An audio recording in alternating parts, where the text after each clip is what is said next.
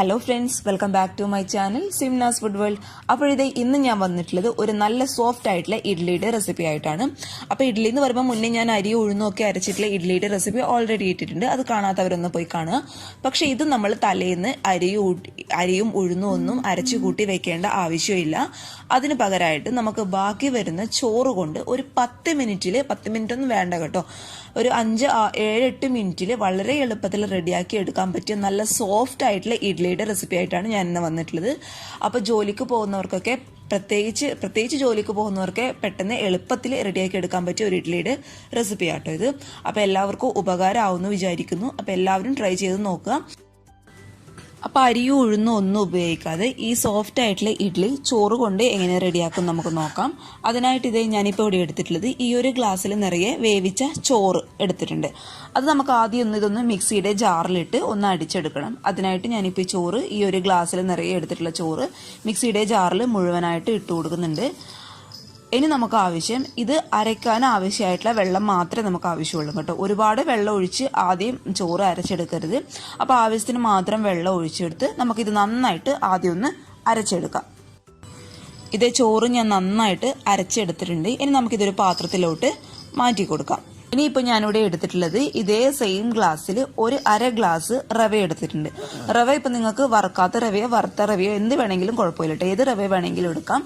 അപ്പോൾ സെയിം ഗ്ലാസ്സിൽ അര ഗ്ലാസ് റവ. അപ്പോൾ നിങ്ങൾ ഏത് പാത്രത്തിലാണോ അല്ലെങ്കിൽ ഏത് കപ്പിലാണോ ചോറ് എടുക്കുന്നത് അതിൻ്റെ നേരെ പകുതിയായിരിക്കണം റവ എടുക്കുന്നത് കേട്ടോ. അത് നമുക്ക് ഈ ഒരു പാത്രത്തിലോട്ട് ചേർത്ത് കൊടുക്കാം. ഇനി ഇതിലോട്ട് ഞാൻ ചേർത്ത് കൊടുക്കാൻ പോകുന്നത് 2 ടേബിൾ സ്പൂൺ നിറയെ പുളിയുള്ള തൈരാണ് കേട്ടോ. അത്യാവശ്യം പുളിയുണ്ട്, എന്നാൽ ഒരുപാട് പുളിയില്ല. അത്യാവശ്യം ഒരു മീഡിയം ഇതിൽ പുളിയുള്ള തൈര് മതി നമുക്ക്. അപ്പോൾ ഒരുപാട് പുളിയായി കഴിഞ്ഞാൽ നമ്മുടെ വീട്ടിലേക്ക് ഭയങ്കര പുളിപ്പായി പോകും. അതുകൊണ്ട് അത്യാവശ്യം പുളിയുള്ള തൈര് 2 ടേബിൾ സ്പൂൺ ഞാൻ ഇതിലോട്ട് ഇട്ട് കൊടുക്കുന്നുണ്ട്. പിന്നെ നമുക്ക് ഈ മാവിന് ആവശ്യമായിട്ടുള്ള ഉപ്പ്, ഇത്ര മാത്രമേ നമുക്ക് ഈ ഇഡ്ഡലി റെഡിയാക്കി എടുക്കാനായിട്ട് വേണ്ടുള്ളൂ കേട്ടോ. ഇനി നമുക്ക് ഇതിലോട്ട് ഒഴിച്ചു കൊടുക്കുന്നത് ഇളം ചൂടുള്ള വെള്ളമാണ് ഞാൻ ഇതിലോട്ട് ഒഴിച്ചു കൊടുക്കുന്നത്. വെള്ളം ഒഴിക്കുമ്പോൾ എപ്പോഴും ശ്രദ്ധിക്കുക, ഒരുപാട് അങ്ങ് ഒഴിക്കരുത്. കാരണം നമ്മുടെ ഇഡ്ഡലിയുടെ മാവ് എപ്പോഴും ഒരു കട്ടിയായിരിക്കണം. കട്ടിയായിട്ടുള്ള മാവാണ് നമുക്ക് ആവശ്യം.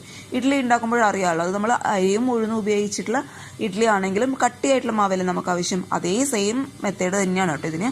കട്ടിയായിട്ടുള്ള മാവ് തന്നെയാണ് ഇതിന് ആവശ്യം. അപ്പോൾ ഇതെല്ലാം കൂടി ചേർത്ത് ആവശ്യത്തിന് ചെറു ചൂടുവെള്ളം ചേർത്ത് നന്നായിട്ട് അങ്ങ് മിക്സ് ചെയ്ത് കൊടുക്കുക. ചൂടുവെള്ളം ചേർക്കുന്നത് എന്തിനാണെന്ന് വെച്ചാൽ നമ്മുടെ റവ പെട്ടെന്ന് അങ്ങ് സോഫ്റ്റ് ആയിട്ട് കിട്ടാൻ വേണ്ടിയിട്ടാണ് കേട്ടോ.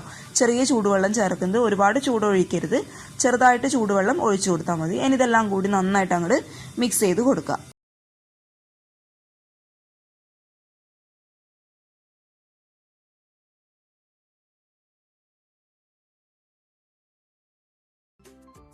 മാവ് റെഡി ആയിട്ടുണ്ട്. ഇനി നമുക്ക് ഇത്, നിങ്ങൾക്ക് സമയമുണ്ട് എന്നുണ്ടെങ്കിൽ ഒരു 10 മിനിറ്റ് റെസ്റ്റ് ചെയ്യാനായിട്ട് വെക്കുകയാണെങ്കിൽ കുറച്ച് നല്ലതായിരിക്കും.